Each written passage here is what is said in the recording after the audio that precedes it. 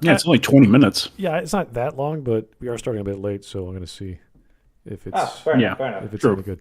Okay, let's get going. Good afternoon, everyone. Welcome to Smudcast number 636. Why the deep sea frightens us. Now, in case you don't know anything about fear or phobias, it all stems from your childhood fears of the unknown, and that is the root of all big fears. You just don't know what's going to happen. And when you have a physical location like the ocean or a large area like a body of water, you don't know what's there. It's dark, it's mysterious, and there's all kinds of things that humanity has not yet explored. So it's kind of like the last frontier of Earth outside of digging really, really deep holes. But yeah, water is kind of spooky. So that is the basis. And if I'm wrong, you guys can chime in and tell me that, I'm full of shit. And I actually studied this in university and I did a paper and blah, blah, blah. Great. Tell me I'm wrong. That's great. I don't care. So this guy I've never heard of, and we were talking about that before the cast started. His name or his YouTube channel is The Curious Archive. And he's got over 500,000 subs. And this came out, just last week. So already has almost 400,000 views. So he must know what he's talking about. He's playing to his audience, I hope. And that's all good for me. Like, he knows what he's doing. Good for you, sir. Has anyone heard of this guy outside of today? No, never heard of him. Okay. I could have mistakenly seen him in the YouTube algorithm at one point or another. Like this, logo he has is very generic. Looks like something on Discovery Channel. So might have seen him, like one of his videos by accident. I just don't remember him. All right. Well, it is a 20-minute video. I doubt we're going to get through all of it. But if he has a good video with good points, we're going to keep going. As always, if we get tired or he's just wasting our time or he's biased in some way, we're going to cut it short. And that all depends on the strength of his arguments, what evidence he presents, and where he's taking us. Because honestly, if he's taking us nowhere and taking a very long time to get to where we need to go, we're going to stop and do something better with our lives, like sleeping. So, yeah. That's the plan tonight. So, are we all ready to get going in the watch together, guys? Are we all together? Yep. Looks like it. All right, we got subtitles. That's going to help me. Good stuff. Let's get going.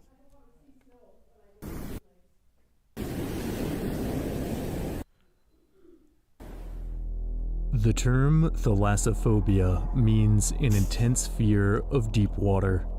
It is one of the most primal and understandable phobias, for the dark abyss has always been a birthplace of monsters. Lurking below the waves are not only bizarre species known to science, but a vast multitude of... Is that unknown or known to science? We are scared of the known scientific creatures we've observed. Okay. Yeah, have you seen that goblin shark? That shit ain't even a goblin. Yeah, I'm scared of the known. It's like, no, you're not. Yeah, taxes. The scientists have observed it. We've killed it. We've put it up on our wall. There it is. It's like, oh, all right. Maybe he spoke a little differently, or maybe I misheard him. But the subtitle was known, so I was like, that doesn't sound scary, buddy. There's nothing more deep. It's just like what Lovecraft said. There's nothing scarier than the known. Yeah. All right. Of imagined Leviathan. Something about the fathomless void floods the human mind with visions of nightmarish creatures, which have scared and fascinated us since we first gazed into the deep. So, for this entry into the archive, we'll dive into depths both real and imagined, and discover what terrors lurk within the heart of the sea. Okay, that's not what the title is. The title is Why the Deep Sea Frightens Us, not what's the fictional things that might scare us. It gives you a very different expectation when you click on the video. It's like, why the deep frightens us makes it sound like it's a exploration of the psychological effects of the sea. Right. What triggers it. Whilst what his setup is what it is within the sea that might frighten you. It's a completely different thing. Yeah, I'm thinking the idea of being afraid of the unknown or the sea of the unknown is its own story. It's its own video. And he's just going, well, here's some real and imagined concepts of the sea, which are there to scare us. You're like, that's not exactly what we're just trying to get across in this title here. It's false advertisement. Maybe he changed the title after he made the video and he played with the algorithm, or I don't know, he has some tool that tells him which is the better title to use, and his video is actually just a whole other topic. That has happened before, quite a lot. Hold on. So the title says, "Why did DC frightens us?" Right? But then you watch together, on the right side it says, "What awaits us in the deep sea." Is that the chapter name? I didn't see that. I didn't see that in the chapter list. That's weird. Yeah, that's weird. Is that a thing you can do on videos? You can change it depending on whether it's in a playlist or not? Just change the name for that? Well, that seems Maggie odd. May did do that with us when we started covering her videos. She changed the title, but I think she kept the title accurate to her video. She just, moved some words around. This, hopefully, again, will have some resemblance to reality and the topic of the water and the depths and why it's frightening, as opposed to fictional elements of a story. You could bring up any movie about the unknown or space or whatever, and it's be like, yeah, we're scared of what we don't know is around that corner or under that rock or over that hill. Is that the same idea? Maybe. Also, Dark Sarah says, "Good God, this guy sounds dull." Yeah, I'm glad we all have a similar takeaway from this guy's voice. Yeah, I'm looking over his videos, like all the videos he has. All of them are pretty much biology videos, like biology from this game or this movie. Okay. So he really focuses on biology. Maybe he's a bio major and he graduated. He doesn't know what to do with his degree. He doesn't want to get into research. Doesn't want to become a doctor. He's just like, well, I like video games and I'm good at editing, so I'm going to talk about what I see in BioShock or other. Yeah, he's got the biology of Dune. Oh, And he's got the sandworm in the picture. interesting. That's a bit broad topic considering the Dune books are pretty big. Well, he says he also adds speculative biology. Oh. All right. He's also got a video called Realistic Pokemon Biology. What? Yeah, he's got two of them. Oh, I have watched this guy. I watched this video on the biology of Subnautica. How could I forget? Yeah, he's got a couple of those videos on Subnautica. Yeah, I'm genuinely shocked. How do you just forget a video? It was that bad. I don't remember it being bad. I saw the video. I saw it. I had full playtime on it. I was like, wait, what? I've seen this one? Oh yeah, I did. Well, I tend to forget a lot of videos I've watched because they're that bad. I just cancel it out of my memory. Anyway, let's continue. Beginning your descent. Cruising depth in roughly 40 seconds. Stand by. One of the best games to come I'll on recent begin time. with the game Iron Lung, where you play as a convict sealed inside a cramped submarine, exploring depths so far below the vessel's safety limit that the only window has to be welded shut. It's a good starting point because despite its retro-style graphics, I believe that, short of falling into the Mariana Trench, it's the closest you can get to experiencing the terror of the deep sea firsthand. What about Subnautica? Is this an AI voice? I mean, there are some videos that unfortunately use AI voice. He paused at the word that. Like you say something, like usually you pause and then say that or then, like a comma. But he paused after that. We're devolving, Smud. The AI is taking over and we're devolving. Did he like... He also... I was going to say, Go ahead. did you read at the end of his sentence that was on the paper and he just like that and he had to go back to the end of the paper and read the next line? Yeah, he also leaves some details out of the Iron Lung game. One, you're on an alien planet. Two, you're in an ocean of blood. Oh. And and yeah, you're welded into a submarine, and they're basically telling you like, yeah, do your job and you get to live. If you don't, we'll send another one when you die. Specifically, the whole point of the game is trying to figure out where all the other people went, because most of humanity disappeared. Oh yeah, they pretty much got snapped, like Thanos snapped. They just disappeared. And then these oceans started appearing. There's just blood on moons. And I tried to figure out why. Yeah. Part of Ironlong's replayability is finding out what exactly is going on. It's really cool. All right, here is the first super chat from Hard Mode Enabled. Cool name, sir. What's the track name that plays during super chats? Do you mean when Garrus is dancing? Or... because I don't think it plays a track. It's quiet. That plays like a little jingle. Yeah, it does play a little jingle. That's a donation, I believe. That's the music in Mass Effect 2's Omega's dance. What's that dance where Arya is chilling out in? That sort of club she's in? Afterlife? Yeah, Afterlife. Yeah, that's the name of... I don't know the name of the song, but that's where you hear it. I know that that song was made for like a football game from EA, and they took it and they put it in there. So I don't know the name of the song per se, but that's the only song I could think of.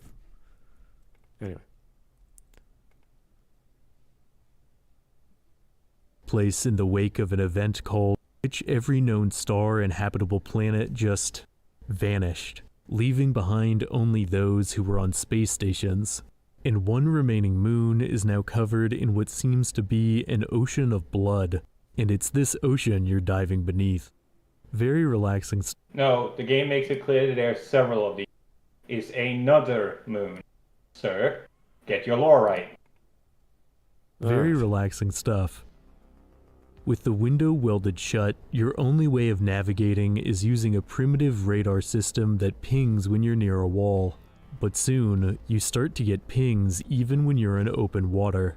The sole method of checking what's out there is using a camera that essentially works like an old Polaroid, taking a few nail-biting seconds to process the image. At first, despite the pings on the radar, you see no monsters, but you do see other things. Mysterious bones that defy explanation, twisting structures that almost resemble pipes, even, impossibly, what seems to be the remains of a building, until eventually you take a picture, and in the corner... It's hard to convey how frightening this moment is. Yes. So frightening, you might have wanted to put a spoiler warning if you're going to throw away the entire game's gimmicks and everything it has to show you. Yeah, so the idea of found footage or using grainy still images to get real-time events which are happening in the past, a sense of suspense. So you're building up to something like, ooh, there's an object out there that's not a wall. What could it be? Let's use our camera on the left or the right. Ooh, like that's fine. That's the process he should be explaining here of you don't know what's over there and you have primitive ways of detecting it and your senses are lying to you or they're not as accurate. You need better ways to know. You're always looking behind over your shoulder. That sort of idea, like someone's chasing you down. You hear the footsteps, you don't know where they're coming from. It's the fear of the unknown in a different light. That's all it is. So that would be nice. But yeah, I think he should have not revealed this on the video. Is he spoiling the Favadegan plot? He's spoiling the story, essentially, of the game. It's obviously a Cthulhu story. It's a weird story. From what he's explained as the setting, it's like, that's not quite science fiction. That seems to be this weird, I have no mouth and I'm a scream scenario. Yeah, I don't know anything about this game. Never heard of it. This sounds like a Cthulhu plot. Ironlong? Great. Fantastic game. And he's throwing away all the fun stuff about the game. There's a reason why people don't like talking about the game and just like telling other people, go play it, then we can talk about it. It's one of those games. Yeah. Yep. A lot of those indie titles where everyone who knows the game doesn't talk about it because it's going to ruin it for everyone else. So And specifically, this moment is cool because if you take another photo, then it's going to be gone. It's one of those, if you saw it when you would go to take another photo, too bad. Yeah. It's gone now. All right, here's hard mode enabled again. Thank you, sir. Yeah, it sounds Mass Effect-ish. Gonna go make a 10-hour version. Wow. I'm sure there's already an extended version out there on YouTube. Just gotta find it. So, I mean, it's a great song. Go for it. Yep. For reference, this song is called Callista, and it does play in the Afterlife Club. Oh, Mass Effect 2. Nice. Originally, it was a management song, like when you're in the management system of some football game from EA that was canceled, and this guy made it for the controlling your team. So, yeah, it's interesting how these assets get reused and they sound perfect for science fiction. Anyway. Because of the delay, you know that the creature might be right on top of you, but you take another picture and it's gone. Like there was nothing there at all. Motherfucker even spoiled the fun part I pointed out. Fuck you. Did he put a spoiler? I joined late. Did he put a spoiler warning at all? No. I don't think so. Oh, what an idiot. He's pulling out all the tricks this game has out of his bag, and it's like less than an hour long. Come on, man. All right. Let's keep going. Vastness of the sea around you, paradoxically claustrophobic, made worse by malfunctions like sudden electrical fires. Later, the vessel starts flooding, blood rising up to your waist. Eventually, a huge object appears on the radar, and when you go to take a photo... You absolute cunt weasel! Oh my fuck! Why would he? He's spoiling the entire game, isn't he? Pretty much. He's going to spoil the entire game. He's going to spoil the ending too, I bet. Oh yeah, God. the ending. He's already spoiled the fun part. He spoiled the only scare in the game. Well, one of the only two scares in the game.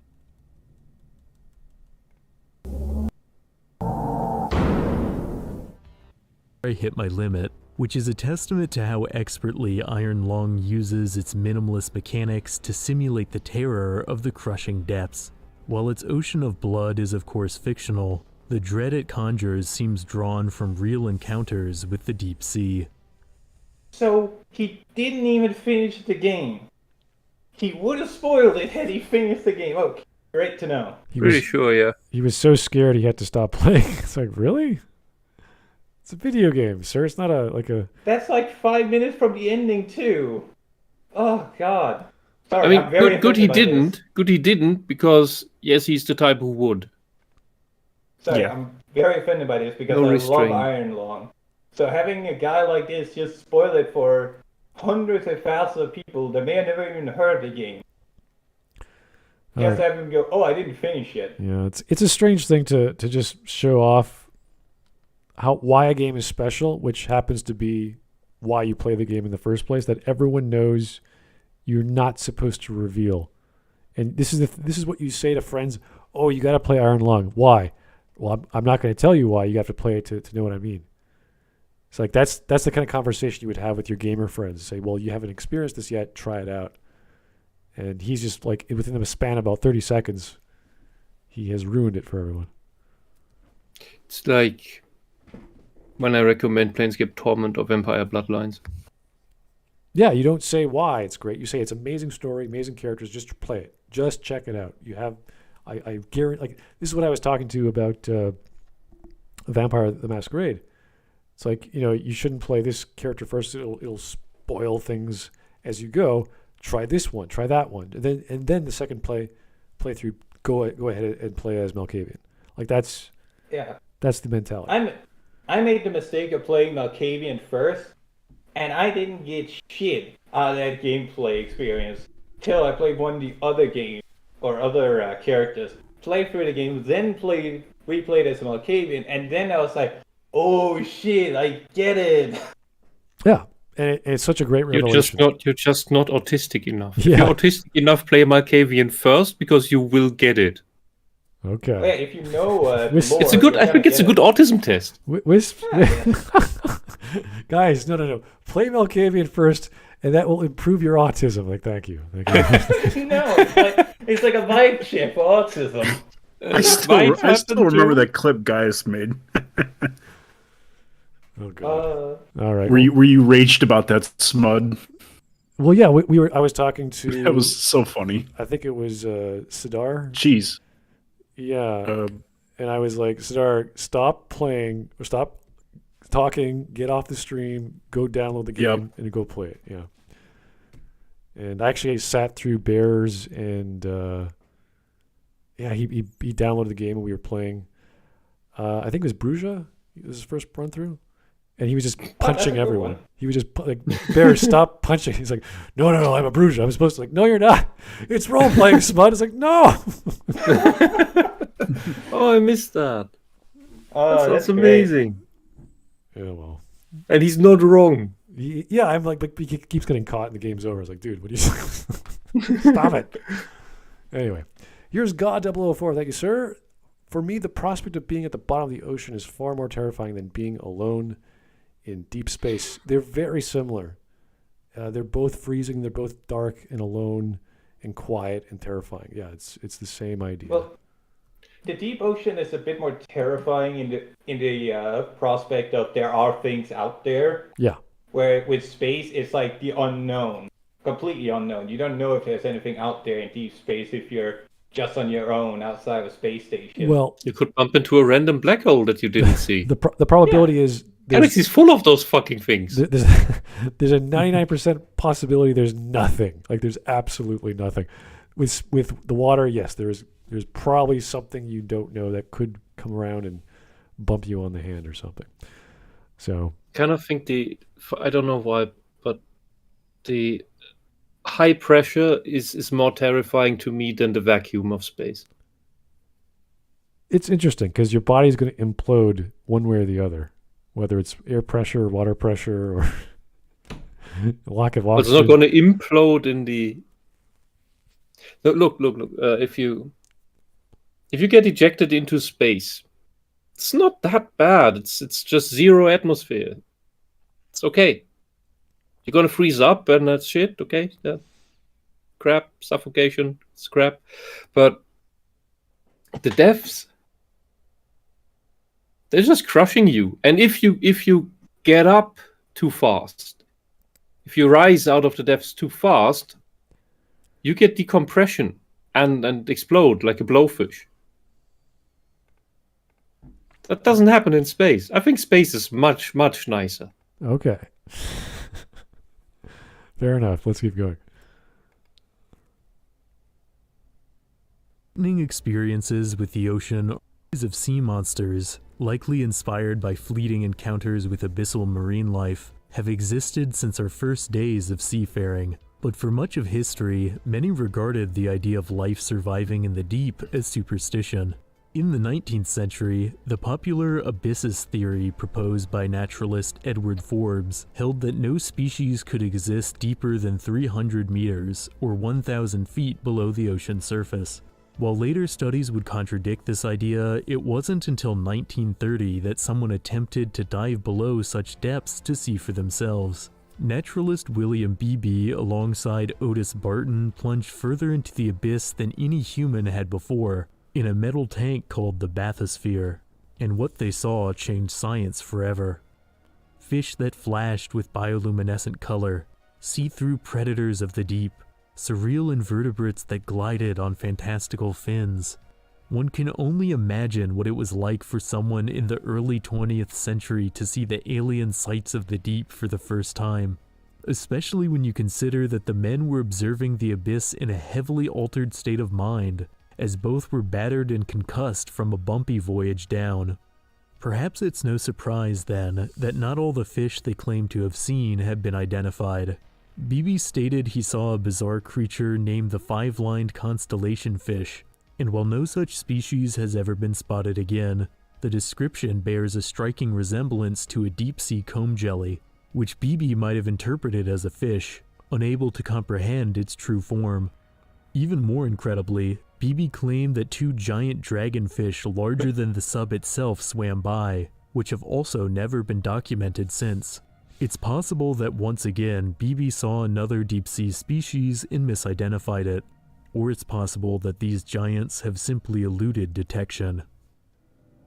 In either case, the bathysphere's descent and others like it flooded the public consciousness with visions of the watery depths. Also, the exact nature of the denial of anything large in the sea is largely tied to rationalism and belief that there is nothing in the sky, there is nothing below the sea, which is to be feared or to respect. That's how a giant serpent in the 1850s floated by like 300 or 400 people, and nobody ever made a ruckus out of it because, oh no, it was just mass illusion, nothing happened. It is interesting because we did have germ theory before that, or at least before the turn of the century, in the 1900s. So naturally, you would argue, well, if evolution is a thing, and this is, I guess, before or during the time of Darwin, that they would have naturally evolved from microscopic to larger organisms. And you would postulate that it would be possible, you just don't know the probability of that, or you don't know the permutations of that. So if germ theory is true, then you could say, well, if we have had millions, if not billions of years to evolve, there should be something around in all walks of life, in all areas of the earth. I find the choice of words weird, that he says altered state of mind to having hit your head. Concussed, yeah, that was... and looking out of a tiny window into absolute darkness where you can barely make out anything. Yeah, I don't know, like, how harsh was this little bubble going down that they bang their heads, and then you have this tiny window to be sure it can withstand the pressure. So you have a very limited field of view. You have to hope that the lights work right and that you accumulate to the darkness quick enough with your eyes to see the thing floating by that's bioluminescent. And okay. I wouldn't call that altered state of mind. I would call that, oh fuck, what is all this shit? Oh, did you see that? They also didn't have any real air to speak of besides the one that was in the tank when they closed the lid. As the reason that they had to pull up was because they're running out of air. That could be an altered state of mind if they're running out of air, but at that point they would have gone back up. So it's a very odd statement because I've heard this report a couple of times because I'm interested in stuff like this with early meetings with animals and then seeing how we interpret those later down the line. And nobody that I've seen covering the report mentions anything about banging their heads from a bumpy ride down. Yeah, what are they bumping into? I want to know where he's getting that, because that sounds like, it sounds plausible that, you have a very primitive form of submarine, that it's not foolproof, you're going to physically hurt yourself. Okay, but would that cause an altered state of consciousness? No, that would just mean you're injured. What did it bump against? The water? It seems like he's implying a concussion. He said concussion. Yeah. Oh, Christ. He literally used the word concussion. So now we have to What caused the concussion? Yeah, now we have to go Google what the hell were the earliest divers, what happened to them, and who was this? Were these the two guys in this bathysphere? What were they smoking? Were they drinking? Like what was going on in this submarine that caused them I would imagine if you hit your head, you would immediately be like, "Okay, take us up." Yeah. My head is bleeding. Take us up. I need a doctor. Take us up. Essentially, yeah.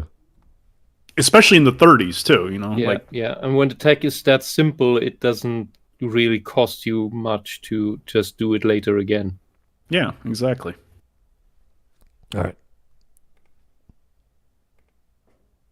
Next few decades, numerous leviathans rose up from the abyss and into early cinema. with movies about aquatic monsters terrorizing the land becoming exceedingly popular. Oh yeah, the Beast with 20,000 Fathoms is actually really good. I watched it a couple months back. After I saw that there was a short story called The Lighthouse, which inspired The Beast with 20,000 Fathoms. The two are almost completely unrelated, but really good film. Surprisingly good. Cool. Yep. One of the most was the 1954 adaptation of Jules Verne's 20,000 Leagues Under the Sea, a movie with origins even older than the bathysphere. The novel it's based on comes from 1870 and actually predicted the invention of submarines, making it foundational to all sci-fi interpretations of the deep sea. Leading into the modern era, the vast majority of films about the ocean have continued to portray it as a hostile realm. Didn't Alexander the Great go down in a ancient-ass bathysphere? Like a glass tube? As if that supposedly the things that he saw down there was just things that justified why God was dead. And the planet killed him. Oh, I have not heard of that story. I just remember something like that where he got put down there and saw some terrible things, but it was never any confirmation about it, and we don't have any surviving relics or records of what he was put inside of.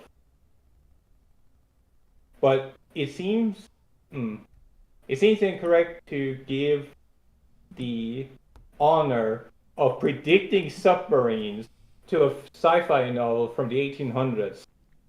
As the idea of exploring the sea in a glorified barrel is not a fairly new idea. Well, science fiction Nearly authors everything. have been predicting lots of things that they weren't expecting. They just imagined that, if you can make a vehicle that can travel on the surface of the Earth, you can make a vehicle that can travel above the surface of the Earth. It's like, whoa. Oh my god. So We're 2,000 years too late for that kind of fiction. humans can fly? Oh my god. Depths lends itself to horror.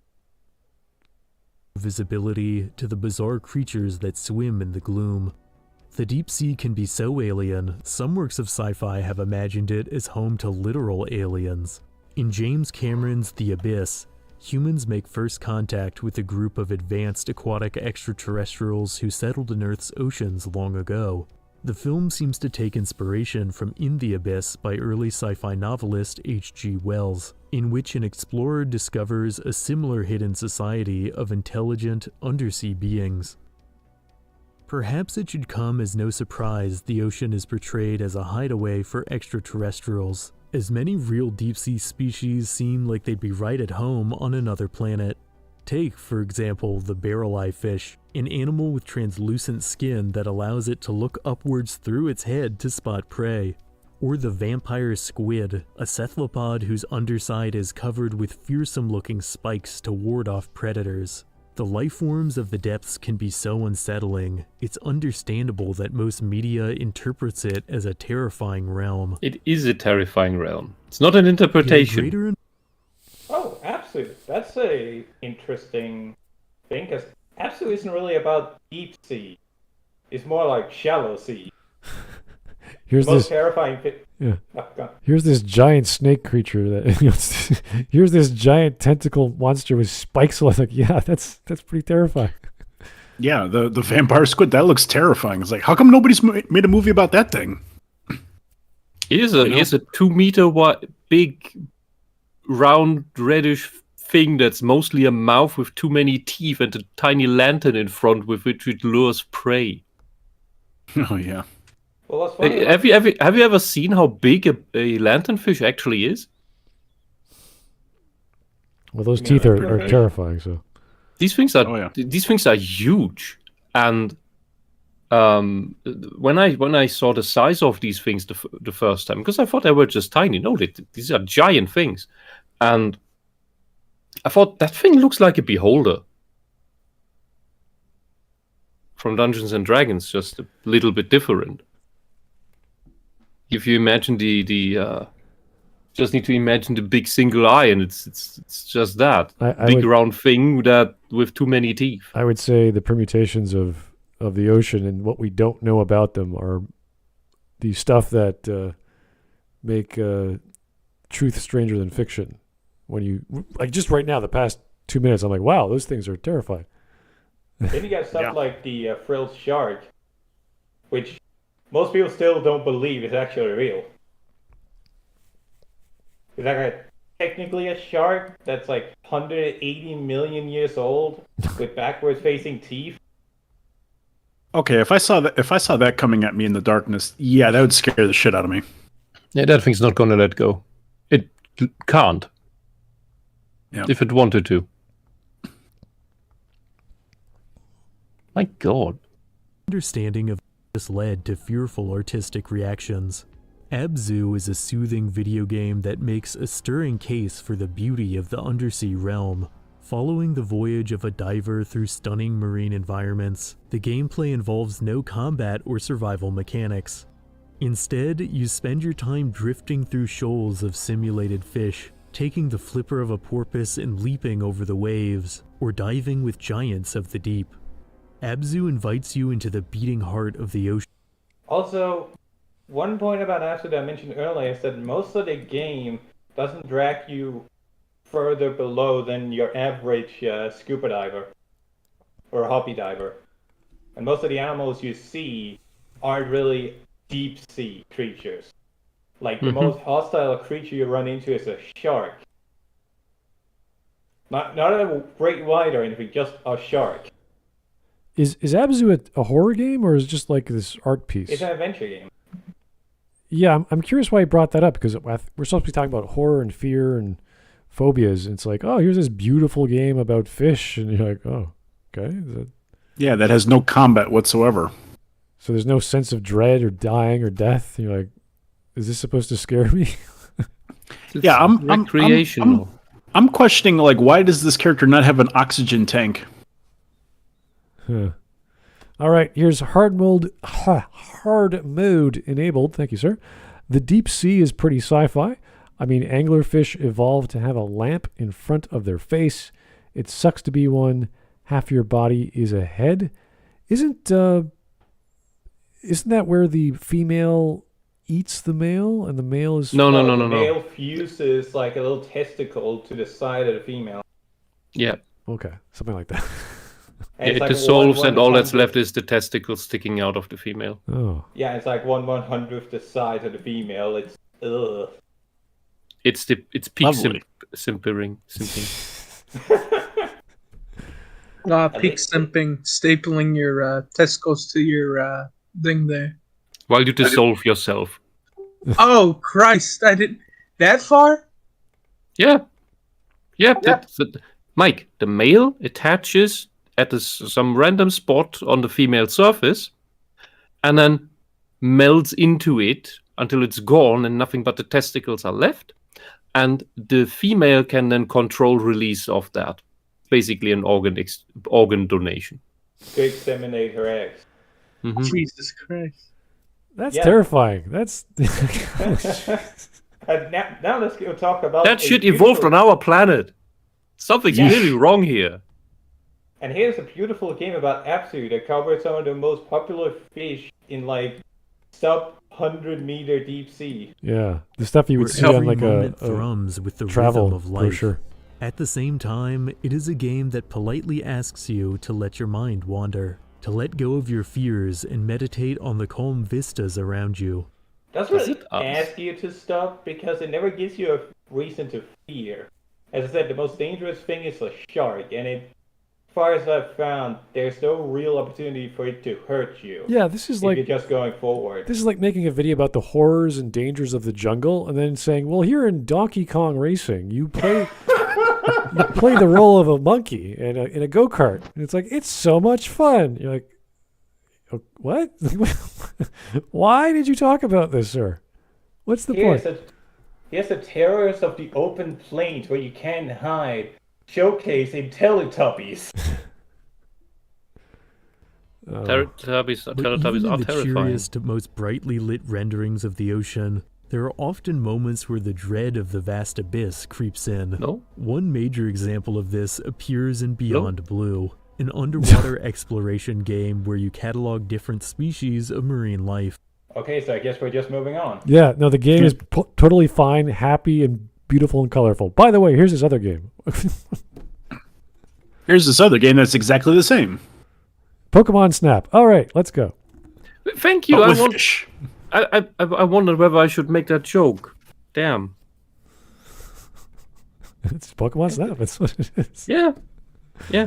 I think he has an issue with distinguishing between active and passive.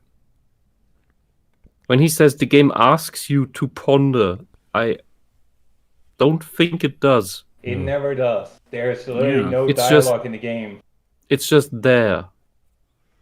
All right, There's an entire sequence where you explore the past of the people on the planet with not a thread of dialogue. It's all left up to you. The only text in the game, as far as I remember, is like explanations of sea life you find that are based on real animals.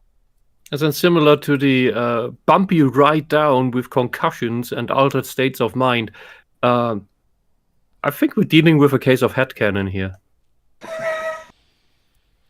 All right, here is the Dark Seraph. Thank you, sir. TLDR, the ocean is freaking scary. Yeah, but he's not doing a very good job explaining that. He's like, here's a game where you take pictures of the sea life and it's fun. You're like, oh, okay. Well, maybe this game is different. Maybe they attack you or something. Maybe you could die. Who knows? I don't think so. Okay. Beyond Blue takes a less stylized but equally peaceful approach to underwater exploration. Yet even though it's not intended to frighten, there are parts of this game that I find scarier than the entirety of certain horror titles. Why? Ooh, spooky. Elaborate. No. You can't die. You can't get hurt. There's no point in there's no mechanic to die. There's no like fighting mechanic. You're just taking pictures. What are you scared of, sir? Like, do you like have to put a nightlight on before you go to bed? Like, what is the mentality of watching an animated show or a video game where there's no danger? There's literally no way to die or be hurt or generate fear. And this guy's. I want to see what happens. I want to see what happens if you drop him in a random German forest. Because there's barely anything to be afraid of. All the horrible creatures were killed centuries ago. They're all extinct. Oh, jeez. Anyway, I want to watch the rest of this video just because it's so silly. There's Blue where from the pitch black void, your camera shows that even in an educational that was context, the attack. Even in an educational context. The most dangerous, scariest part of the game is a squid grabbing you to look at you and fucking off. Yeah, all in 5 seconds.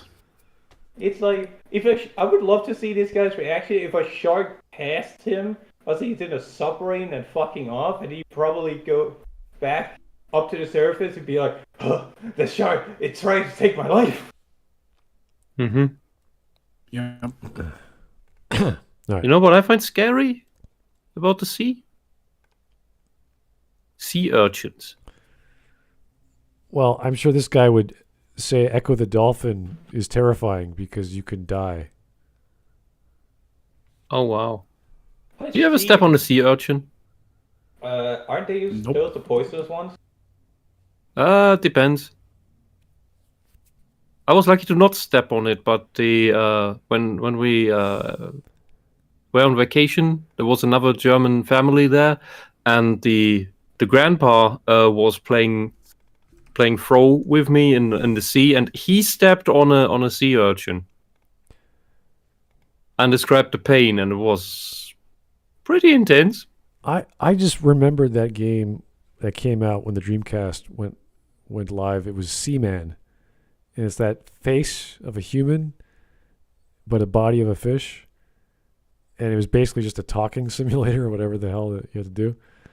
Like that is terrifying because it's uncanny. It's like, whoa, what is going on? How is there a man head on a fish body? So that was, it creeped me out because I'm like, because the Dreamcast just came out.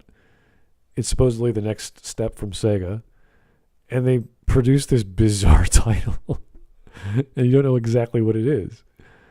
So that is scary if you want to talk about video games about aquatic sea life, I guess. Dawson mentions a Bioshock. Yeah, that is. I guess that technically counts. Yeah, I'm expecting big popular titles that everyone can understand and relate to because it's heard of before. All these. Yeah, I'm waiting. I'm waiting for this guy to get to Subnautica. Yeah. Or Soma, somebody mentioned earlier. Yeah, Soma. That's a good one too. All right. Actually, let me find. Yeah, it was the awesome Fox guy mentions that surprisingly he hasn't spoiled the entirety of Soma's plot yet. Oh. All right. Copperell gave us a wonderful comment. German forests are full of fairies until I visit. That's when they become full of demons. I don't know what you're doing in the forest there, Copperell, but take it easy, would you? Leave them fairies alone. Anyway, let's go. Plus, The you can deep run can into be his boar. unintentionally unsettling. Perhaps the ultimate example of accidental horror is Subnautica. Here we go. Accidental is a very brave word to use. He did not dive deep, did he? I made an adventure game underwater, and it's accidentally scary. How do you accidentally make a game scary when you intentionally make monsters that, with your starting equipment, well, until late game, you can't realistically fight unless you just throw yourself against a brick wall like it's Dark Souls. Be a little pocket knife. I don't think game designers unintentionally, like they can accidentally make a mechanic that's, I wasn't thinking of doing that, but I really like this mechanic. Like you talk about the frame rate of Devil May Cry. It's like, we sped up the frame rate. Now it's an action-adventure game. It's great. But if you're designing a sea monster, it's a sea monster. It's got teeth and tendrils and God knows what else. Yeah, nobody looks at an image of the Reaper Leviathan from Subnautica and goes, "Yeah, that was an accident." Look at the creature he's picturing. It's a cute fuzzy bunny look-alike. It's like, no, it's not. It's a terrifying creature, dude. Yeah, this thing eats plants. Yeah. No. This thing he pictures looks like the frilled shark. Except the teeth are going straight down. This thing looks like something of a horror movie. Yeah, Don't much, shit about it being accidental horror. Oh, and I suppose this is accidental horror too. Whatever the fuck I did. That was from Ocean Hunter. I found that shit terrifying when I was younger. I'm surprised he hasn't mentioned that game either. What? Everything in that game. Mike, that's a mermaid. That is not a fucking mermaid. No, that's a mermaid. Contextual German. What you guys don't see is that Mike is posting images on the chat, and maybe we'll get to them later, but anyway. Look, German mermaids did it properly. They lured in men Those are sirens. and then drowned them. That's a siren. Just like real women. No, that's what... Look, there's different words for these creatures. Mermaid, Meerjungfrau, Nixe. The story of the Lorelei is one of them. There are tons of these. Tons of these names for all the same creature, just in different places. It's not just sirens that sirens just sing to lure in the men, but mermaids in general drown them. Oh, you fell over your ship. Oh, poor you. Let me drag you down to the bottom of the sea and scratch you up against the reef. While horribly mating with you against your will, because you're basically almost dead. Ha! Death by underwater snoo. Seems counterproductive, but Yeah. okay. I mean, that's most of Germany's mythological creatures, wouldn't you say? Yeah. All right. Anyway. Well, look, The alien seas of a distant planet. Question. I don't know about Asian stories of mermaids, but Africa certainly didn't have any because they didn't have seafaring. Okay. So there's no point in making up these creatures. Fair enough. Okay. It's a geographical issue. Subnautica and its sequel bring you face to face with so many nightmarish aquatic predators they're often described as horror games, or at least horror adjacent. Yet that wasn't the intention when the game was in initial development. Originally, Subnautica was planned to be a more relaxed cruise through an aquatic realm, but early testers kept getting frightened by the unknown depths, leading developers to realize the potential the game had as a more intense experience. So it didn't leave the testing realm before the guys realized that, hey, we can capitalize on a fear here. Well, that's kind of like saying our design doc was to make cool-looking creatures. Some guy designed a more carnivorous-looking creature, gave it some dark, moody lighting. People got scared. Oh, we weren't expecting that. It's like, you really? you never thought that your design of a scary-looking dude would scare people? Like, okay. Oh, it's popular? Keep doing it. All right, fair enough. That's fine. Subnautica comes from more than just... What? What? What an odd statement. Other game he mentions, like the only other game that comes to mind he's brought up that has jump scares is Iron Lung. And that's 2 in the entire game. Yeah, I don't think it's jump scares per se. It's the fact that your field of view and what you see is so limited, combined with the environment you're in, how deep you are, how alone you are, how claustrophobic you are, like all these elements. It's a natural series of conditions for you to have a sense of dread. Whether or not you are actually scared of like you're claustrophobic or you're xenophobic or what have you. So it's a combination of things, which is what happens in horror films as well. It's dark, it's mysterious, it's not very bright outside. Usually it's nighttime. There's all these creepy sounds. You're in the middle of the forest. There's no civilization. There's no lights. You have no power. You're running around. One of your friends is gone. Typical scenarios where the probability of you being hurt or injured by the unknown is high. So I am very glad that Funini Nightmares comment said, I sure do love making my game about a hill that's silent. Uh-oh, my computer accidentally added monsters, scary music. Oh gosh, damn it. what was I doing, game designer self? I don't know. Let's hire the horror developer, designer, director guy to make a happy Mario game. They just snuck in for a day. It's like, let me just add a couple things here. Yeah, put the guy with the knife stabbing people with blood splatter. It's for fun. It's a party favor trick thing. Oh, damn. How did that guy with the pyramid head, fucking the dead nurse get in there? Oh, gosh. I'm so... I just can't help myself. Serendipitously, we made a horror game. What? I thought you were making a Mario game. That's incredible. All right. Stun you with the vastness of megafaunal filter feeders, befuddle you with the bizarreness of unclassifiable oddities, and bewilder you with the blurred light of bioluminescent wonders. Though not set on Earth, perhaps more than any game, Subnautica presents the experience of the ocean in its totality, a realm that inspires both awe and terror. I think it's curious, then, that despite crafting a painstakingly complex, diverse biosphere of simulated life, Subnautica is typically remembered as a game designed only to terrify.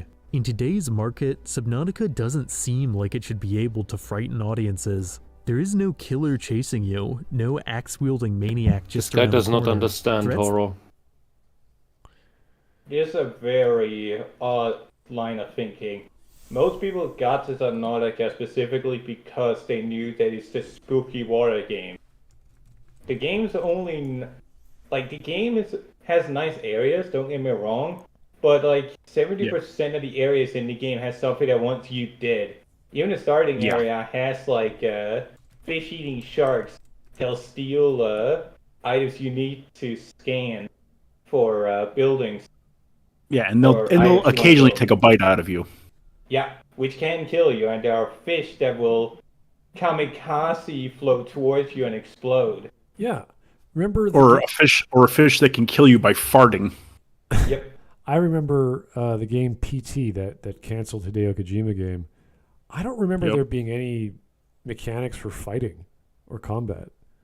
It was just creepy hallway with changing objects and creepy horror tropes throughout that kept repeating.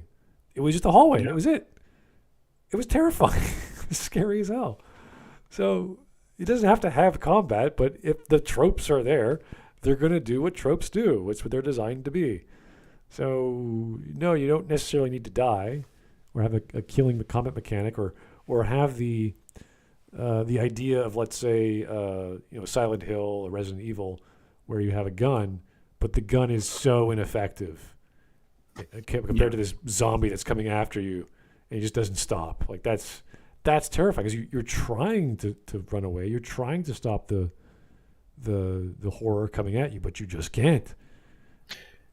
What he doesn't understand is that horror and fear does not need a specific predator that you know about coming after you. It could be psychological.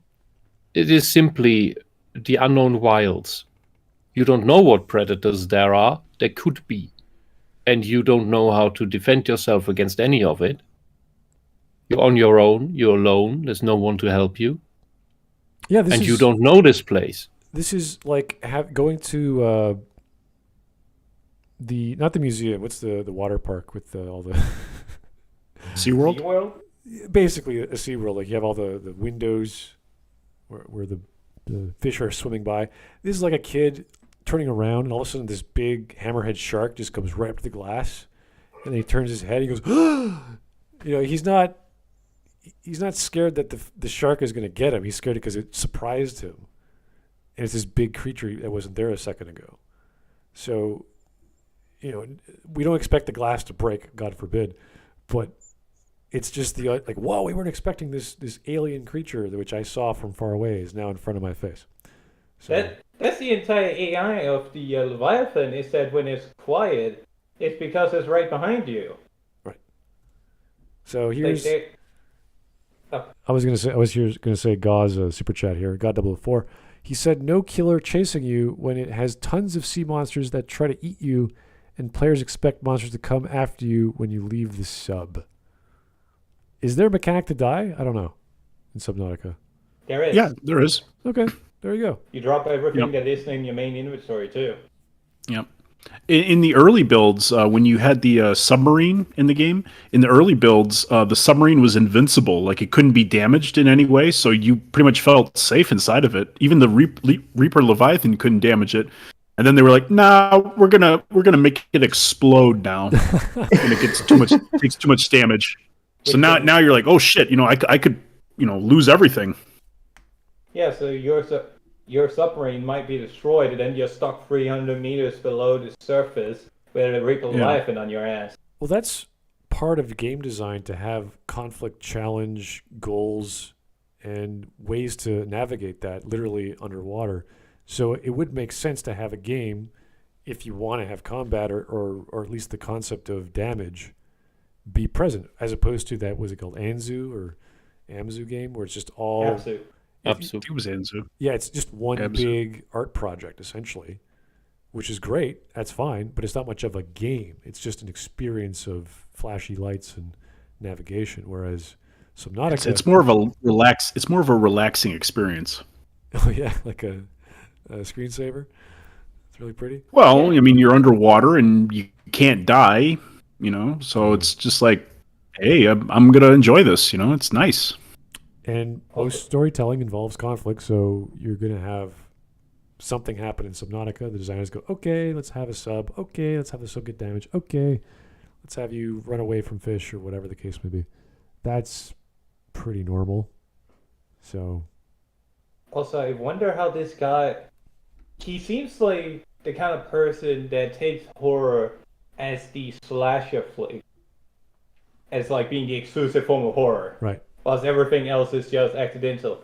How do you think he would understand why people don't like Dead Hand from Legend of Zelda? Like at the bottom of the well, which is like one of the most terrifying areas in any game ever. I keep forgetting Or the his Rita- name. I was going to think of Solaris, where there's no physical threat.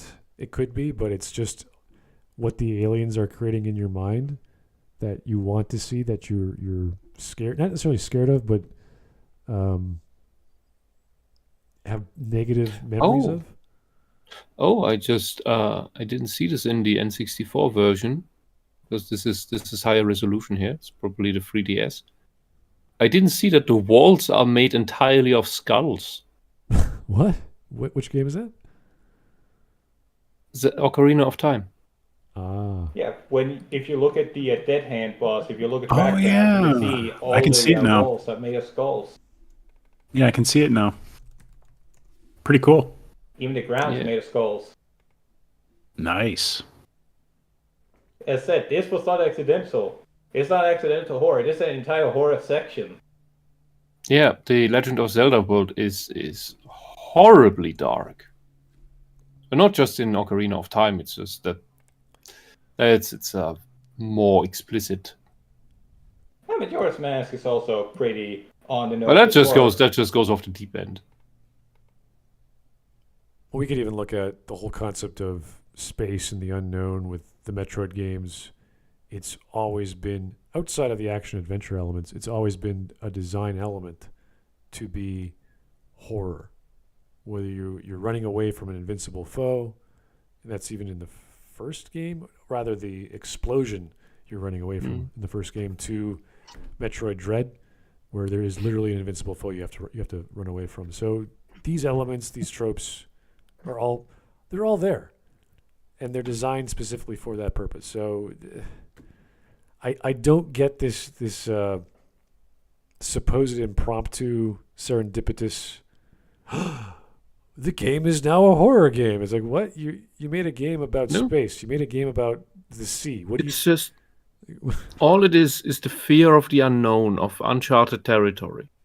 Like when you think back, the Shadow Temple in Ocarina of Time, there weren't that many enemies. It was mainly a terrifying place full of traps. There were some enemies, some even invisible, but overall, relatively empty place. Similar to the Spirit Temple in the desert, also had relatively few enemies, but it had this eerie atmosphere, this eerie more mystical atmosphere instead of this dreadful tomb atmosphere. But it was still this there could be something horrible around the corner. And they played it off well. It had every dungeon had a different sort of tension. But they all had a tension, but it wasn't the same. In the forest, there was a different type. In the fire temple, it was more like this heavy pressure. That's what I would describe it as. Can do this in many different ways, and this is just you don't know this place. It has not been charted yet. It is unknown. That's what this is. That's also what was the first game called that he spoiled? Iron Lung. Iron Lung. Yeah, that is in a way also fear of the unknown, because we don't know what's going on. We know something is going on, so that's something on top of uncharted territory. Because technically this was charted territory. Now it's chaos. It's stuff is going on. We don't know what. Go figure out. It could work just as well without anything being there. And you just dying like everyone else. Well, you probably do, but without any monsters involved. I think we've strayed far enough for the topic. Let's see what else he has to say. Yep. Yeah. that are to us land dwellers than something thousands. And yet the dread that Subnautica evokes can be overwhelming, all-encompassing, to the point where you forget the more peaceful parts of the ocean and vow to never dip a toe in the water again. It's almost like it's the dread of the unknown. If only there was a famous author that said something about that you could reference.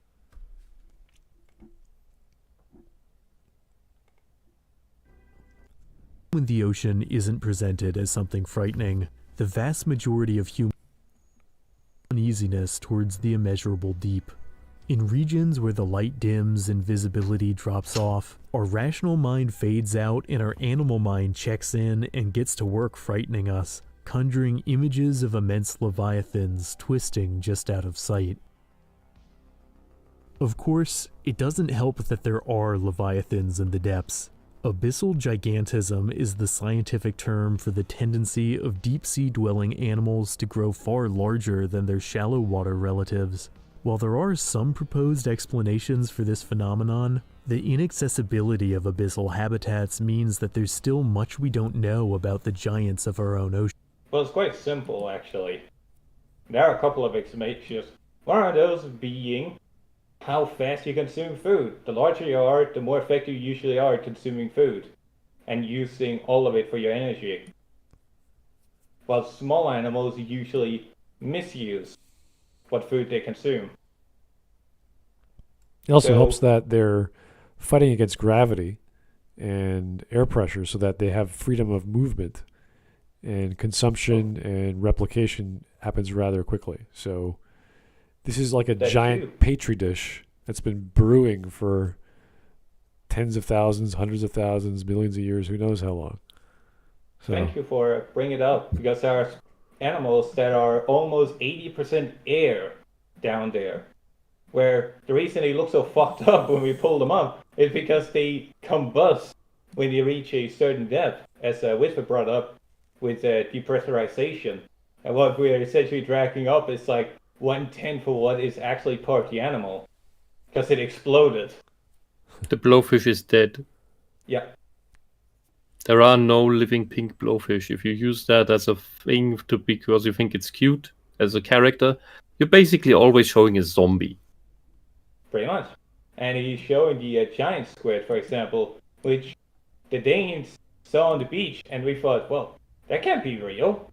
This has to be like just some overgrown squid. No, these are fairly common down there. And the reason they're so big is because they're very effective at consuming their food. Because there isn't a lot of food down there. Because it's very hard to see others. That's why the lanternfish uses light to attract their prey. Because light is very attractive. You can actually see what's going on.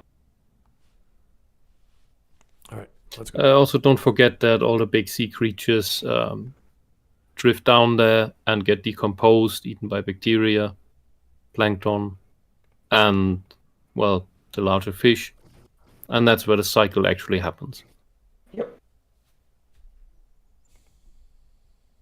It can make might be down there.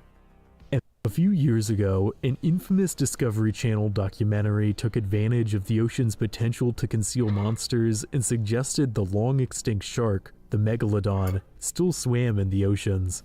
This concept gained so much traction in the public eye that it seemingly inspired The Meg, a movie in which a somehow still living megalodon No, The Meg was a fucking novel. A series of novels.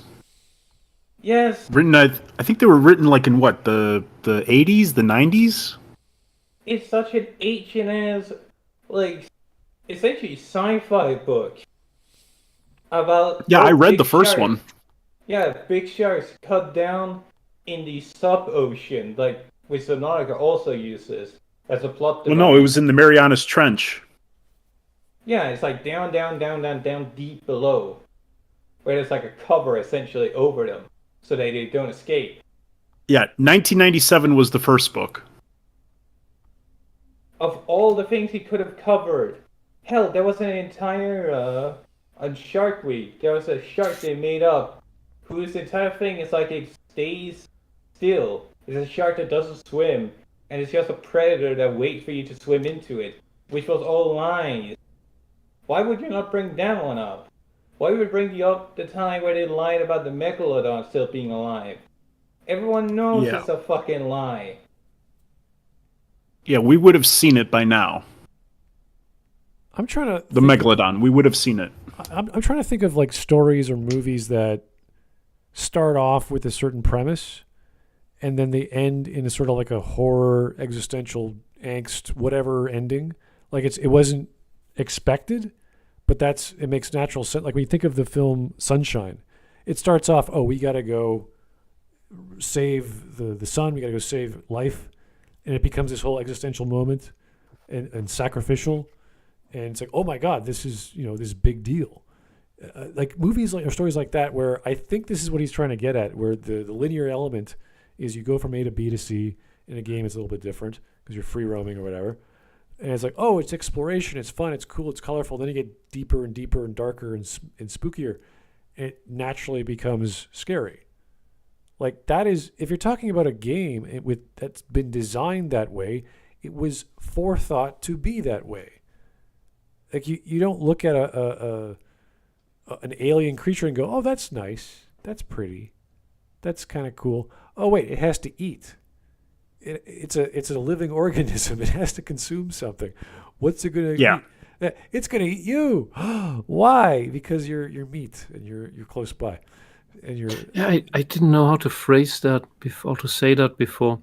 He gave me this vibe of this type of person that lives in a fantasy world where all the creatures of the wild are just happy little Disney friends. And then a surprise when something isn't. Right.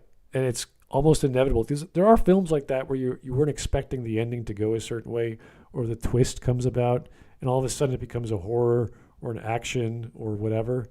There's a few films like that. You've watched a few. Where Okay, I get it. You're saying that he doesn't have a justified basis to go, this surprise horror game. That's part of it. Maybe the developers of the Subnautica, they didn't know what they were doing. They just wanted to make a simulation or something. And then they wait a second, people like this. We'll now switch gears and make more horror elements. But honestly, I don't think that's the case. I really think people who are going to market to make a video game, to make any kind of interactive media, have a plan. They say, we're going to make X, and we're going to do Y, and there's going to be this hook. And the hook is, it gets spookier and spookier the more you go. And there are materials that you need to get whilst you're down there. And me and Beta have already mentioned several creatures that are in the early game. Even in these nice, happy areas that he mentions in the game, where you got sharks that will take bites out of you and steal your shit, they also eat. And you might be on the menu if you get too close. And it's easier to create an experience like that than to do something completely avant-garde. Like imagine if the deeper and deeper you go, the more bright and colorful and the more myriad creatures there are, and they're all super friendly and they're all amazing and they're transluminescent and they have rainbow colored everything, and everything just keeps getting bigger and bigger and better. That would be a lot harder to do. So in terms of design, it's like, well, what can we do that has the most impact? And what kind of impact would that be? Dark, scary, simple, one tone, one light, minor viewport. Like everything makes more sense that way, and more believable and much more attainable in terms of software development. So to me, that makes perfect sense if you're a developer and you're talking about space or the deep or a plot, like a murder plot or a political intrigue plot. It gets deeper and spookier and more dangerous. If it didn't get more dangerous, you'd be bored. You'd be like, this movie sucks. Everything's getting better and better and better, and slowly, gradually, it's like, oh, it's a Wonderful Life. That's great. I'll go watch that. I like that movie better. Sorry. I don't need another Wonderful Life. It's okay. Anyway. Max modern beachgoers. While it's easy to laugh at the fact that so many people believed a prehistoric shark still lived that a major studio made a multi-million-dollar blockbuster about it. a prehistoric shark does exist, you dumb fucking moron. It's called the frilled shark. Maybe he thinks prehistoric shark alive means it is actually 16 million years old. And not that a species is 16 million years old and still going. Oh, that's like most animals that exist today, though. And the shark in the Meg is like, it's, I think scientists have said like it's literally impossible for this thing to actually live. The Meg one, this one they're showing, because in the book it's described as blind because it's been living in the Marianas Trench all this time since like back in the dinosaur days. It's blind, it's bioluminescent, it's adapted to the cold water, the warm water in the Marianas Trench, with the volcanic, areas, and it can't rise any higher because the water is going to get colder and it's going to die of shock. And the only reason it gets out of a completely different composition. Right. And the only reason it gets out is because another shark dies and its blood is warm and it swims up through the blood to get out of the cold water. That's how it's described in the book. So this thing is literally impossible. And the Meg movie was a total failure, by the way, too. I watched it. It's not very and good. For some strange reason, it's getting a sequel as well, too. It's a very easy thing to make money out of. Giant shark movies have always made profits, even if they're fucking ass. No, the premise of this movie was Jason Statham fights a shark. A giant shark. That's the great. premise. Well, yeah, that's what it's basically boiled down to. It's basically boiled down to Jason Statham fights a giant shark. I like Jason Statham fighting things. Yeah, I like him too. Don't get me wrong, but it's like, eh. And the book and the movie don't really match up story wise. Yeah, very odd. Anyway. This cultural phenomenon shows the power of the ocean's unknowable vastness to trigger human imagination.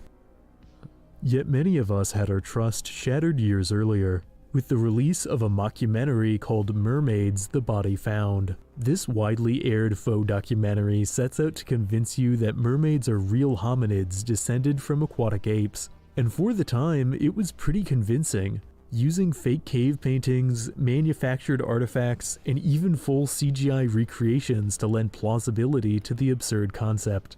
What? Well, there's what? I'm sorry, people actually fell for this? Now he's just... I feel so sorry for those people. It's a mockumentary. Now it's just Yeah, I feel so sorry for the people that fell for this. It's like What did you say, Lala? It feels like he's just going off the rails now, because I remember a lot of mockumentaries when I was a kid. Like the one about dragons, that covers how dragons could theoretically have been descended from, or how a lizard that breathed fire could have inherited traits from dragons that died out during, like, alongside dinosaurs and whatnot. Yeah, but this is fiction. He's saying, "Wow, it's so believable." It's like, but it's not real. It's so fucking ridiculous. Like these jumps. We talked a little bit about it earlier, where he covers Abzû, which has nothing that can harm you, to a game that nothing can harm you but is scary, to Subnautica, after all the theory about Gigantism or whatever. And now we've gone from a failed book adaptation into Megalodon, into a mockumentary. We're not even at the why the deep sea frightens us, because mermaids aren't scary. They're alluring, at best. Which is the scary part. Yeah. They themselves are just fucking fish. There is nothing really to be scared of besides the fact that they're alluring. Not like, say, vampire squid, which we covered earlier. That thing is fucking horrifying, despite the fact that it's a prey animal. And it's real. Yeah. Exactly. All right, well, there we go. Or into fictional mermaid biology, speculative evolution. It even folds in real-world unusual phenomena, like the bloop, and claims they were the result of mermaids. For those of you who don't know, the bloop is a strange underwater noise recorded in 2002 that was many orders of magnitude louder than even the largest whale calls. While the sound instigated speculation of an undiscovered creature, further analysis shows it was almost certainly the result of a glacier moving. But the speed at which these hoaxes and misunderstandings have spread shows that the skeptical part of our psyches shuts down when it comes to gazing into the abyss. Didn't you say he himself makes Yes. speculative evolution videos? Yeah, but this is just saying, by the way, people are dumb. It's like, yeah, we invent shit. That's great. That's not real. Yeah. We're scared of the deep because we're stupid. It's like, thanks. Occupation Army says, oh, geez, not this. If it's Shark Week had a fake documentary like that one year. Yes, he mentioned the one about Megalodon, and I mentioned the one about the shark that doesn't move, which they dragged out a bunch of people that claim to be scientists and whatnot. But if you look them up, there is no mention of them. And there was even more scientists saying that this entire thing is fake and making fun of it. Hell, Meg makes fun of Shark Week for it. I mean, we could be talking about why are people really bad at differential equations? It's like, I don't know. We're stupid. Okay, great. That doesn't really help me. Yeah, being scared of the unknown is not being stupid. That's a self-preservation thing. It's ingrained, because otherwise you just run into the unknown and get eaten by things. I'm sure those people existed. They're all dead now. We know they did. They're dead. All right. That's how we know we don't go there. It's no accident that one of the most widely reported childhood fears is of a shark lurking in the deep end of a swimming pool. Oh, Christ. Really? Yeah, we're getting... Yes, I had one of these views after watching Jaws when I was 8. Okay, so you're a kid, you're in a swimming pool, you think there's a shark in there. Okay, fair enough. You're jumping down at the deep end, like at the 1, 2, and 5 meter drops, and you think there's a shark down there. Okay. Because deep end is a very common fear, but I don't get why we're covering kiddie stuff now. Yeah, if we were No, talking we about... were just scared of the deep end of the pool in general, not because there was anything down there. Nobody believed there was anything down there. Well, It's just naturally more scary because the ground is further away. Right, if we're talking Exactly. about the beach of an ocean, which there are sharks that can come close to the sand dune, or the sandbar, then okay, they actually have nets for certain distances. So that is a real fear. And kids are scared of all kinds of things because they don't know any better. So that's fine. But this is like, okay, if you have the mind of a child, you are going to be scared. It's like, yes, but you have the mind of a child. You're going to be scared of like freaking the dark in your room. You're going to be scared of anything. So if he's trying to tie it into like childhood fears, he's right. But you can't just go from childhood, by the way, childhood's in pools, therefore the deep sea is scary. It's like, that's a bit different. I don't think this guy doesn't know what courage is. Or he might have mentioned it when he showed that footage of the deep sea diver Thank you. in the cave. Army mentioned the dragon mockumentary I was talking about. It's called Last Dragon. That's an excellent mockumentary. Really good. Still just a fucking mockumentary. If somebody believes that, then they're stupid. I don't think that belongs in Why the Deep Sea Frightens Us. All right. Ability doesn't matter. When it comes to deep water, anything could be waiting down below. No, that's wrong. Not in the pool. Our fears of the deep sea are rooted in what we know and what we don't know. It's not that anything could be there. Your grandma's not going to be there. The dead are not going to rise from the deep sea. You don't need to know what exactly is there. You only need to know it is dangerous. How do we know that? People who went there didn't come back. I would like to come back and go to sleep and have a meal and do family things. So I don't go where people don't come back from. That's the basic logic of this. Did you guys see that underwater sign at a cave where it said "Don't go here"? divers have died so many times, there's nothing here for you. You will die. And they will go in because they're You gotta look. curious. You gotta look. Their curious is bigger than their fear. Exactly. Curiosity. All right. Yet paradoxically, sometimes the best way to convey the power of the ocean is to reveal very little of it. And few That's not a pieces of paradox. media make use of the unseen better than the anxiety-inducing Water Womb World. A deeply surreal pixel art game created by indie designer Yames, the game follows a religious man who believes he's found the origin point of life deep below the waves. The game is dark, not just thematically, but literally. At any given moment, the vast majority of pixels on screen are pure black as you gaze out from your helmet into the unyielding vacuum of the ocean. Much of the gameplay involves sifting through silt, where you find things that should be there like a pair of goggles, and things that definitely shouldn't, like a human skull that's over 10,000 years old. The more unsettling objects you shouldn't it be find, there? the more you become convinced that a big scare is coming, that any moment now something will pop out of the darkness. But nothing comes, until back at your undersea lab, you hear this. Is he spoiling again? Probably. He's spoiling again.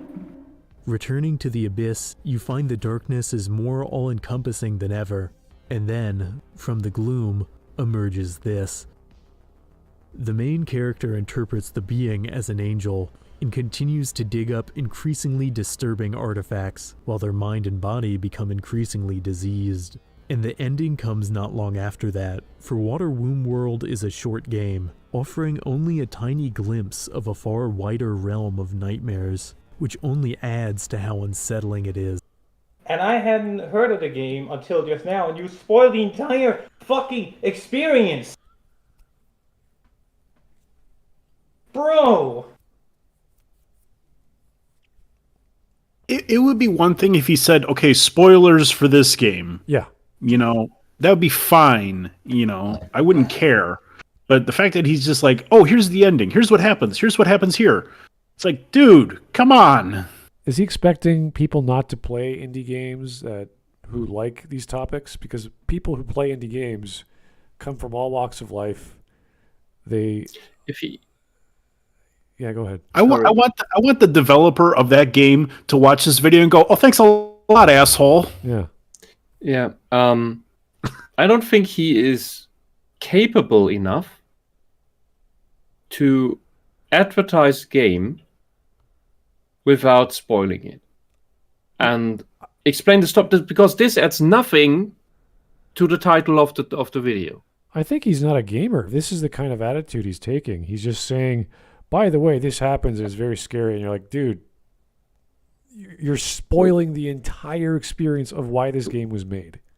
If this guy had any empathy, he would not do it like this, because he would care about people being able to go through this experience themselves. Instead, he just brags to us what his experience playing the game that we don't know was, by telling us all about the game. He's not really, well, let's say advertising it to us. He's just like a little kid, like a child telling us, and then this happened, and then this happened, and then this happened. Dawson might actually have been correct from Chad saying that he's not a gamer, he's not brought up Bioshock. He might not actually know what Bioshock is. All right. Yeah, this is just sad. Yeah, we got less than 5 minutes. We can wrap this up. Okay. Also, before we do, Was that? this has annoyed me for the entire video so far. His script in the subtitles is completely different from his spoken tongue. Yeah, you're right. That's triggering to me. It's annoying because when you read it, you're like, that's not exactly what he said. The His text synonym is is better off. written than what he says. Yeah, the That's words my problem with are it. swapped around. There's a synonym. It's like, what? Who wrote this? Anyway. way that the ocean's dreadful power comes from how much of it we've never seen, the game's restraint makes its atmosphere of unease all the more palpable. I wish you had some restraint. So wait. The atmosphere of unease makes it more palpable, meaning it's less uneasing, meaning it's more consumable. That's not what you're trying. If the game's restraint makes the atmosphere of unease all the more palpable, that means the element of unease is going away. Because the game is restraining that emotion. I know what he's trying to say. He's not saying it. It's like, oh, it's fine. It's so not uneasing. You could easily watch it. It's like, isn't that the opposite of horror? You want to be more turned off and more disgusted, not less?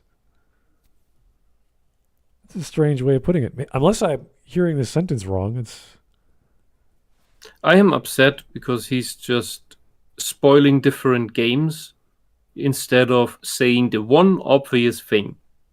Why the deep sea frightens us? Because it's unknown. And I think he's about to spoil another game here. Here we go. Yes. But Fanini Nightmare, thank you. I was bringing this up in pre-start chat. Number 15, Burger King foot lettuce. Anyway, let's keep. Oh God! Let's keep going. What is wrong with this guy? Game that captures the ocean's might despite other waters. Although the game is focused on exploring a vast alien sea teeming with life, the entirety of the game's environment is communicated through nothing but text and minimal icons. In most games, you have a heads-up display in the bottom corner to help you Oh, cool. It has like 18th century or Victorian era drawings of the life forms. That's cool. Yeah. Love that style drawing. keep track of in-game systems. But when playing, the entire game is the heads-up display. While this can take some getting used to, it's a clever way for a smaller budget game to feel expansive. As you play, you learn to visualize each life form as they're described, picturing luminous creatures gliding through the water, armored life forms with tough shells, or fungal organisms that grow in endless rows. Wait. You Is he showing them? Like he's showing? No, that's from He's showing Subnautica. Subnautica gameplay. Yeah. Like, wait, why? He's just describing to us how reading works. That's not the same game. That doesn't even work. See, During a vast alien sea teeming with life, the entirety of the game's environment is communicated through nothing but text and minimal icons. does this look like a minimal icon to you, my good man? This signal stock, the colors nuntius. Does this look like a minimum icon, a full-out drawing, giving you tiny piece of text highlighting how this organism works?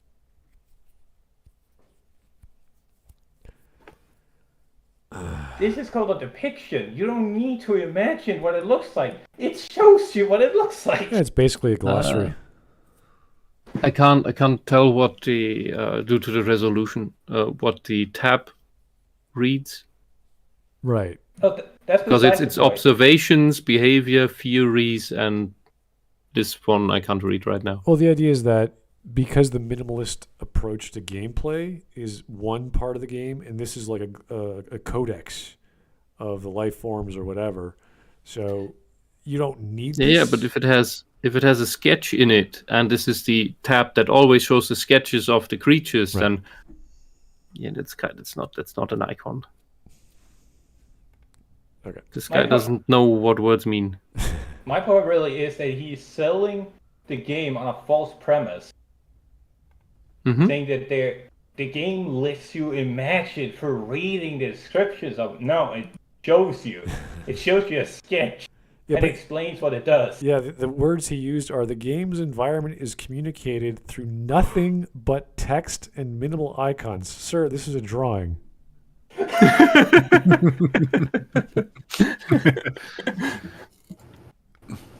Anyway. Facts and logic. Have a heads-up display in the bottom corner of game systems, But when playing in other waters, the entire game is the heads-up display. While this can take some getting used to, it's a clever way for a smaller budget game to feel expansive. As you play, you learn to visualize each lifeform as they're described, picturing luminous creatures gliding through the water, armored lifeforms with tough shells, or fungal organisms that grow in endless rows. It's a game You couldn't that do this embodies... before this game? You couldn't imagine what you describe, what the text describes to you? Or I just look at a sketch that they have of each item, or each creature, an organism. Yeah, I could do that too. It's there. It's in the game, sir. The enigmatic nature of the ocean, taking advantage of the human instinct to imagine what swims below opaque waters. Or you go to the glossary and look at the image. The ocean doesn't need to be filled with imagined monsters to instill dread, though. Even singular, real data points can be haunting. Point Nemo, for example, is a spot in the Pacific Ocean that seems utterly uninteresting. That's not a data point. That's a physical location. What the hell are you talking... Anyway. He doesn't know what words mean. I'm guessing that's the case, because he just says words, data point. Well, there's a thing called Point Nemo. Like, well, that's a location. That's a geographical area. It's not a statistic. It's not part of a bar chart. Okay, never mind. Except for the fact that it's the further yourself floating at Point Nemo, the closest people to you are the astronauts on board the International Space Station when it passes overhead. Yet monsters are a primal part of our relationship with the deep. And for our last stop on this plunge into the void, there's one final Leviathan we need to confront. SCP-3000 is an entry into the famous community-driven paranormal anthology. You just said we don't need imaginary monsters. So here's another one. Now you come up with SCP stuff? Oh, fucking hell. Yeah. And this thing is massive. Okay, I will say it. This guy is either really, really dumb or really, really insane. Well, if he's saying that we have, in order to have a relationship with the ocean, we have to have creatures or monsters of the ocean. It's like, do we really need to have creatures of the ocean to have a relationship or understanding of the ocean? I guess life is relevant to understanding it, but we could find microscopic life. We could find all kinds of zooplankton and phytoplankton. And I don't need a relationship with a lanternfish. Yeah, it's a weird thing to say. Like, in order to understand the jungle, you have to have a relationship with the lions. I'm like, do I? It's just word salad.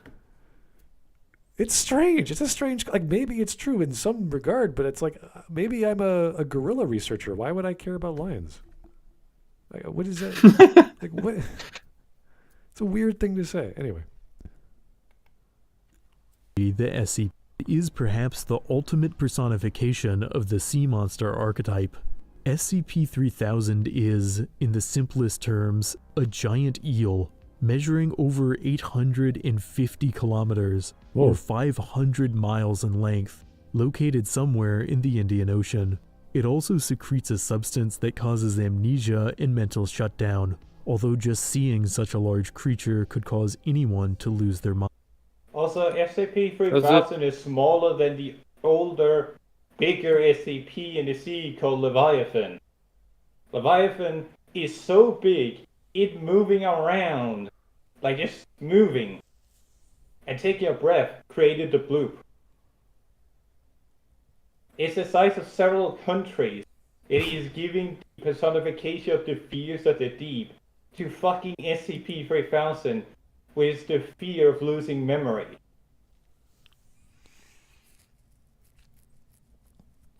All right. Basically the whole concept. Considering how complex many entries into the SCP series are, it's noteworthy that SCP-3000 is one of the most famous, inspiring incredible fan art and animation despite its relative simplicity. There's something about the purity of an unfathomably vast eel that just works, made all the more intriguing by the fact that the eel isn't aggressive or curious. It simply is. To me, it's the ultimate, oddly reassuring proof that even in the age How can you say it is not aggressive? It is a predator! That is the whole point of the fan animation. Eels aren't very nice creatures. First But lol, animation- don't you see? It's a beautiful creature. It's not a predator at all. This Just guy look really at it. just, as I said, this guy really just wants everything to be nice, Disney happy things. He wants to be a Disney princess. Yeah, it's He 500 sings miles and long. everything and comes to him and frolics. It's 500 miles long, and I'm sure it only eats plants. It's hard to describe without spoiling the entire point of the story of SCP-3000. Let's just say SCP-3000 is not a nice SCP. In fact, it is a very, very not nice creature. Yeah, most of the this thing- SCPs aren't. Well, there's many SCPs you could hardly describe as being intellectual. This thing is both intellectual and malicious. And the first fan animation done before this one that he's showcasing, sees it rip a submarine apart, which debunks his whole point. And the second one shows it being predatory towards three divers that are working on an oil rig. It is not just an observer. This is like saying Godzilla is so amazing because it's peaceful. And like what? Like, no. You just need to write dog whistle. He actually had a still in this video, the title card for SCP-3000, and it said, this footage was found in a wrecked submarine. It's like, well, there you go, genius. This thing is hostile. But it is a beautiful creature, therefore it hurt anything. This guy has a strange sense of beauty. 500 miles long, can crush cities without thinking. It's fine. It's peaceful. And has terrifying ghost zombie eyes. Makes Oh, you- and it secretes a liquid that causes amnesia. yeah. Also, they use the SCP Foundation uses that liquid to whenever they want to like black out somebody's memory, they use that liquid. They inject it into like your neck. It's like, okay, you're gonna forget this ever happened. They inject it in there. That's where they get that stuff from this thing, according to the lore. Oh boy. All right. Yeah. fear and fascination with giants of the deep hasn't left us. In the end, perhaps it shouldn't come as a surprise that the watery abyss still holds power over the human psyche. The ocean is deep space in our backyard, an alien realm of alien creatures right here on Earth. As long as a significant percentage of the deep blue remains unmapped, we will never cease to speculate on what swims beneath the waves. Despite our rational minds telling us otherwise, in the depths where light cannot penetrate, the monsters of our oldest myths will continue to lurk, forever just out of sight. As always... Okay, how poetic. That's fantastic. Oh my god. What a useless guy. Things are scary. Like, why? Not once has he mentioned the fear of the unknown. Oh, I missed it. Did I miss it? That was just a weird rambling about, here's a game that's scary. I found this game scary even though it's not a horror game.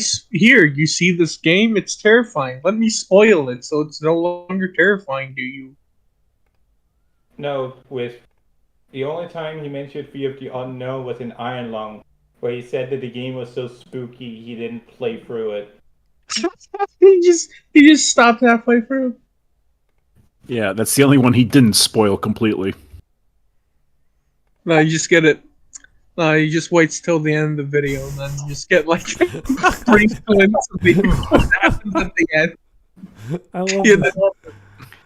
This is the best. Well, at least he didn't show the final scene of like what happens in Iron He Lung. shows it like a split second, like a hair trigger of a second. At like the 20 minutes and 3 seconds mark. This should be his thumbnail. The one with the dolphin and the rainbow. Yeah, that's makes about as much sense as what he was trying to convey in that video. Oh, you scrolled past the lanternfish. Well, they're not really memes. They're just pictures. I'm not gonna. Yeah, but look, that thing looks like a beholder. Just Alright. tilt your head left, and it's a fucking horror. Here's the picture that Wisp gave Elephant us horror. of a German mermaid. I guess I don't know. No, that's what I gave. That was Meg Tester. Oh, is Mike? Okay, Mike. Well, someone's giving me the most friendly German mermaid. So. There we go. Might be true. Game is an arcade rail shooter. Clearly, this boss was unintentionally scary. And it's Leviathan. That shit was scary. All right. And Nightmare Fuel, Time, Pelican Eel, or Gulper Eel. Oh, okay. I like this. The first one. He looks like a consumer meme. I must consume. What's the second guy that looks like a Karen asking for manager? Isopod, Spider Crab, Namorua, Jellyfish. Oh yeah, the Japanese spider crab is such apparently a delicacy. However, nobody wants to fucking eat it, so it's just overpopulated the Japanese shorelines. Why does nobody want to eat it? Because it looks scary. It looks like a spider fucked a crab. Since when has that stopped Asians from eating anything? It stops them now. They can't even sell it to China. China doesn't want to touch it. What? That makes absolutely no sense at all. They eat everything. They eat so much that their forests are dead. Yeah, it's like, this thing is so delicious. It's compared to, like, not shrimp. What's the other one? The animal that theoretically live forever. Blowfish? Not blowfish. The other shell creature. Polyps? Here we have more Legos from the Copper Owl. These amazing Lego sets. Like every set is amazing looking. Lol again. Stop. Prevent your death. Go no farther. What? There's nothing in this cave worth dying for. Do not go beyond this point.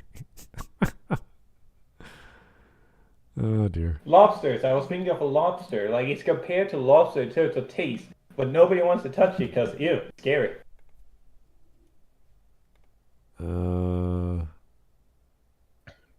I'm happy Coppo gave me a gun.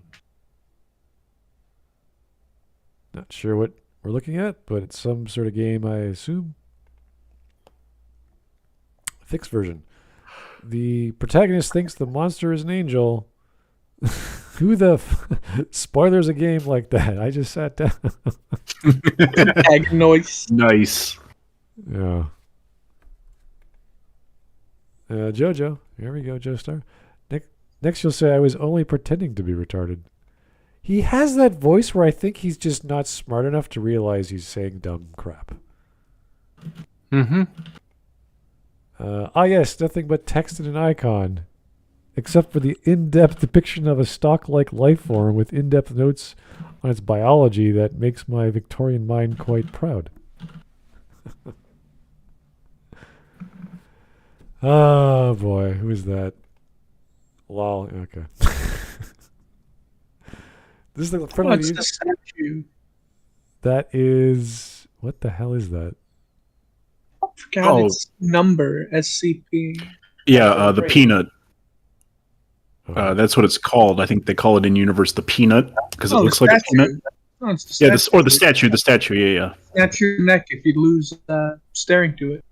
Yeah, it's basically the weeping angel from Doctor Who. Oh my god. Yep. Yeah. Every time you blink, it jumps. Yep. And you hear like stone like sliding, like, and then it'll like teleport behind you and like grab you around the neck and like snap your neck. Can you kill it? No. You just run away from it. That's the whole point of the game is you just run away from that thing.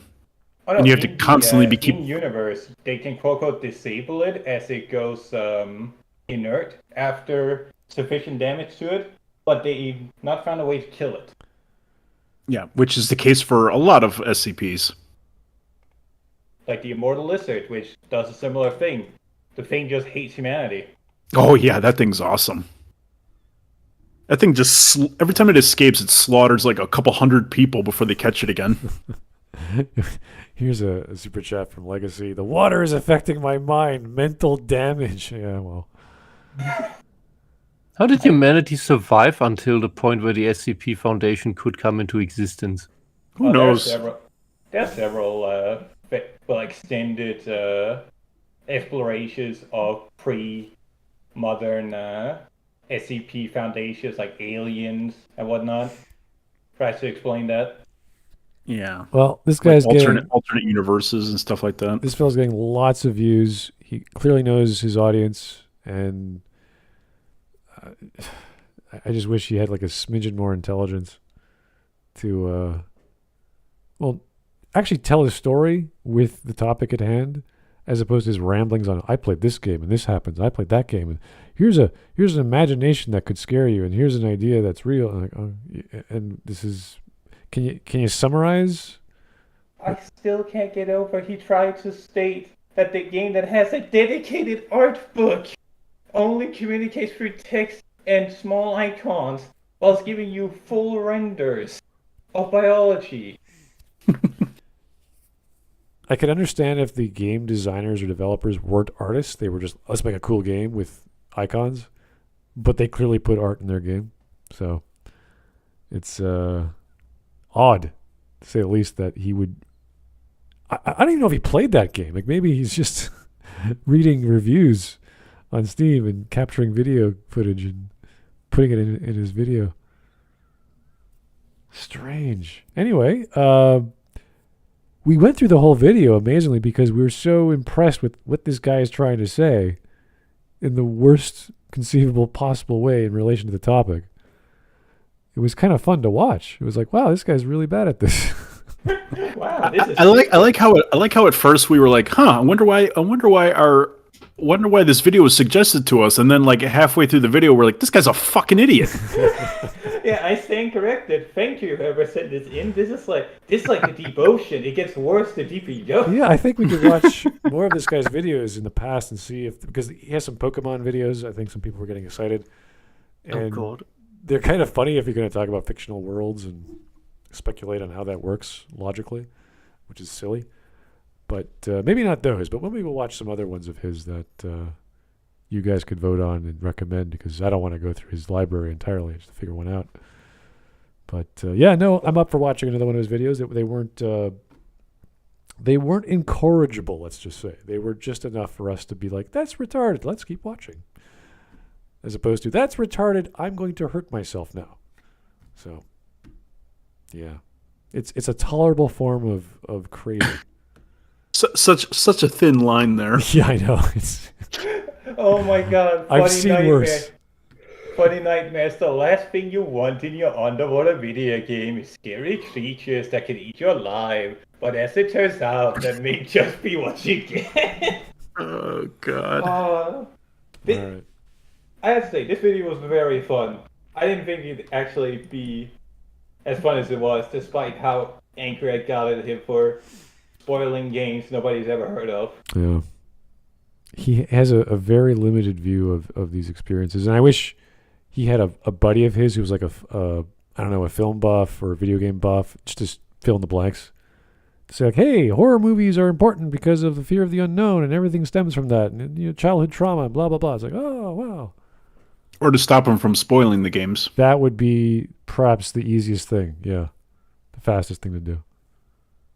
Don't ruin experiences, sir. Might want to put a warning. Yeah. No, it's gonna...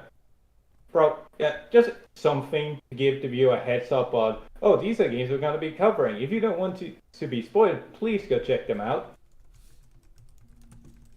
Yeah, I actually just watched a video recently where a guy was talking about horror video games, like, and he showed like a list of like horror video games like Silent Hill, Resident Evil, and all those, and he says, "I'm going to be spoiling these," and he said, "This is verbatim. If you don't like spoilers, there's the door, and you're an idiot."